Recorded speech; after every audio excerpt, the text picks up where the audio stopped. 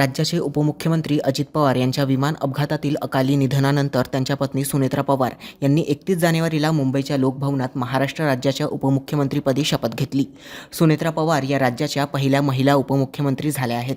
शपथविधीवेळी समर्थकांनी अजितदादा अमर रहो अशा घोषणा दिल्या।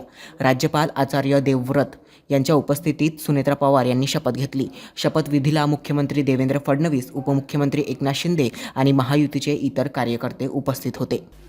मी सुनेत्रा अजित पवार गांभीर्यपूर्वक प्रतिज्ञा करते की कायद्याद्वारे स्थापित झाले आहे अशा भारताच्या संविधानाबद्दल मी खरी श्रद्धा व निष्ठा बाळगीन।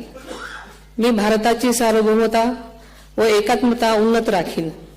मी महाराष्ट्र राज्याची उपमुख्यमंत्री म्हणून माझी कामे निष्ठापूर्वक व ससद्विवेक बुद्धीने पार पाडेन आणि संविधान व कायदा यानुसार सर्व तऱ्हेच्या लोकांना मी गांभीर्यपणे व निपक्षपातीपणे तसेच कोणाच्याही विषयी ममत्वभाव किंवा आकस न बाळगता न्याय वागणूक देईन।